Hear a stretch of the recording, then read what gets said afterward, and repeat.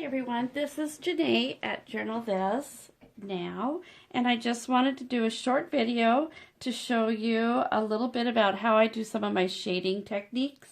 We had somebody ask, and I actually just trial and error figured out a few things that I liked and that were pleasing to my eye, and so I just want to share those with you.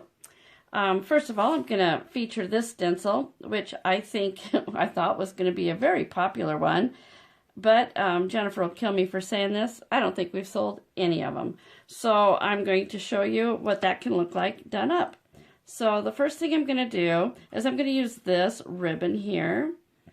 And I could just forgo this step that I'm going to do, but I like using our circle template. It just almost fits that center there. It'll make a nice neat circle, so that's what I'm going to do.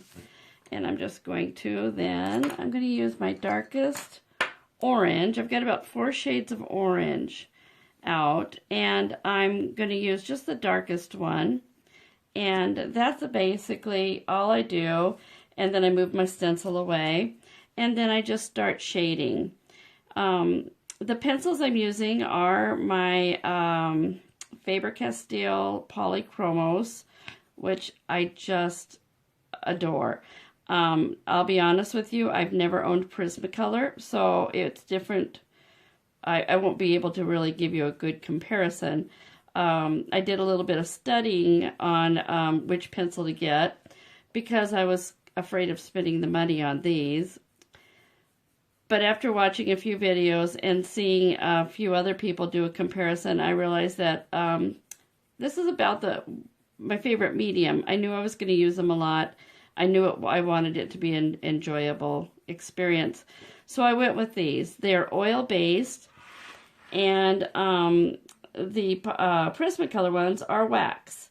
I've seen a lot of videos on how you can blend different techniques with the Prismacolor, and I'm not sure if those would all work with these oil-based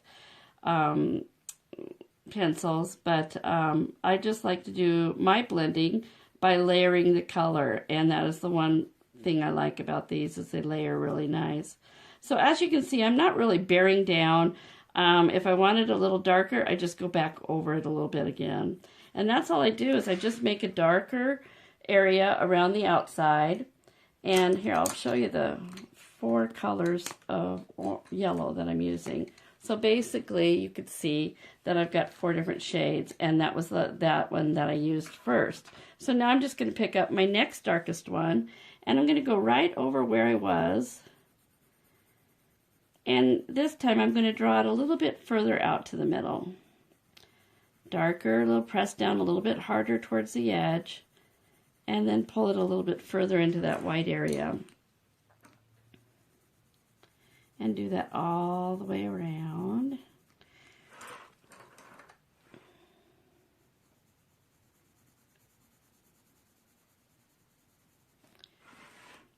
And like I said, I'm not an artist. I'm a hobbyist, I guess, but I just love these. I did go to art school for a few years, but definitely wasn't for this. Jewelry making. But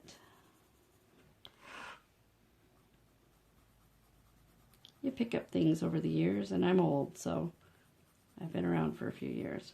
So there's that. So that's my second shade, and now I'm going to use, I hope I'm still in frame,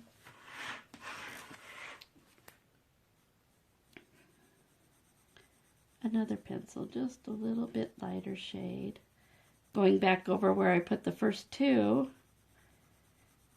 And as you can see, it really kind of warms it up. If I just left it with this dark orange, it would be great with the shading, but when you add another shade of yellow or a coordinating color, it just gives it so much depth, and I just think it makes it look just buttery, and the blending is just so much fun. But that's kind of all I do. Just keep layering them on. Little areas where you see the white poking through, just layer them on. If you bear down too much, you would be basically kind of like burnishing the page, and it would be shiny, and eventually you can't build up too much color then.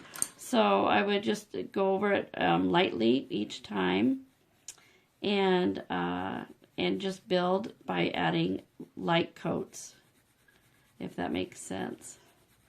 And now I'm just going to color the whole circle. So there's that.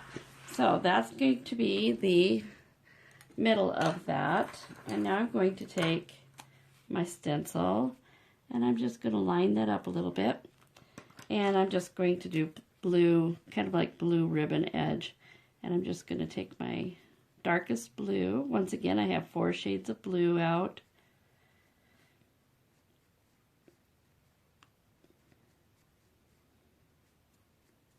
And I didn't have to use my darkest blue. I just kind of like it. You could even do a black, like a Pip pen, and it would have more of a coloring book look then. And that's kind of fun too. You could do all your ink work with your stencils and then go back and color it like a coloring book. And that's fun. You can do it in stages then. Just like that. So there's that. Now to color got my pencils all laid over here. To shade around it, I'm going to put my darkest blue shade right close to that. Oh, I know what I did. I'm going to take that same circle shape that I used for that orange circle, and I'm just going to line it up. And I am actually going to just go ahead and outline that with my dark blue. You'll see it doesn't really matter too much. It gives me kind of a starting point of where I can add my color. And then I just put my darkest shade right up tight to that circle. And faint as I get to the edge. And we're just going to do this. I'm doing it quickly so I don't bore you.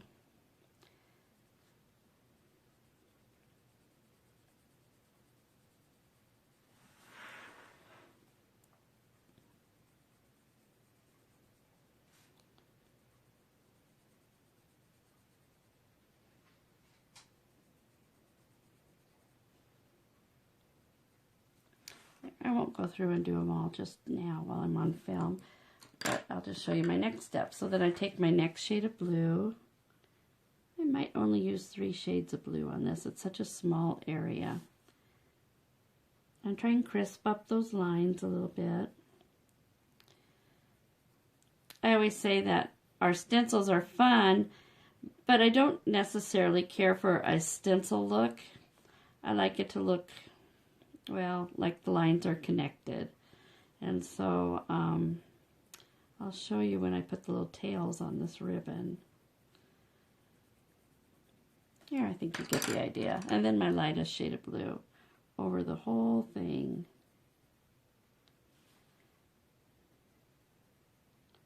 And once again, bear down a little bit more towards the center. I got some white poking through, but I'm rushing here.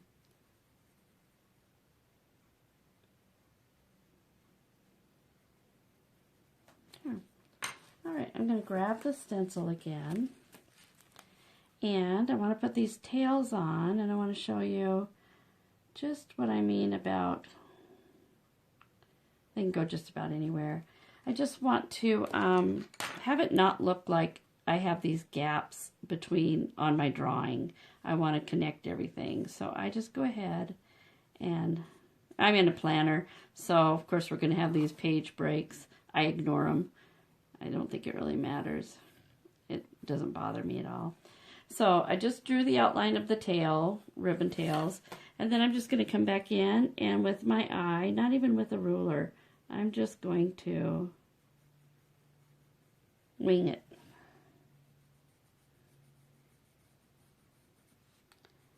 I think it makes it look organic and more, not like it is perfect.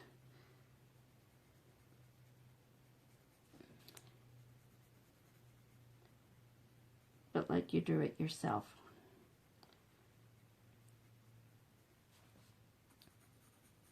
although I've seen a lot of pages. I thank you guys for putting your page samples up on our Facebook page. That's awesome. We love seeing them. And we are going to have contests soon. We always like to give away stuff. And we're going to probably do another giveaway. And we'd like to encourage you to use our stencils when you're posting a picture to our Facebook page. And when we get our new website up and running, we're going to have a couple giveaways, some contests. So there, I just, once again, faint. And then go back over with my yellow. You get the idea. Sometimes I do this cross-hatching effect. It's just a journal. It's not like it's a piece of art. And so it kind of helps blend. If you were doing something you were going to give or hang on your wall, or, you know, something that's going to have a little bit more value than my planner here, you would want to probably concentrate and do little circles like this. And just do your blending with little circles. It'll be a lot smoother. This actually is great paper in this planner. I love it. It's got a little bit of a tooth to it, but not too much. And it doesn't grind away my pencils. So, but yeah, they say to use little circles or little ovals to blend. And then I'm going to go with my lightest yellow. And I hope this is picking up on the camera, that you can see that it gives your color a little bit more life, a little bit more depth too. And so that's what I do. I just play until I like what it looks like. Hope I'm still in frame. Oh, I am. I want to show you, I did another sample of those back here. There we are. There you go. You can see the finished one. That's that there. This is another ribbon on this stencil. That's this little guy right here. Right there. And these are off of our, I think it's badge 1. I'm not sure. Darn it. I should have known before I got on here. But basically, this is that little guy right there, with that little shape right there. And so, and then this one here, right there. They're so much fun. I just love it. And they're great for the planners. They fit within the squares of our portions of our day. And so, anyway, give it a try. If you have any questions, email us and let me know. And if you have any suggestions for new stencils, please let us know. We love that. Thank you. Bye.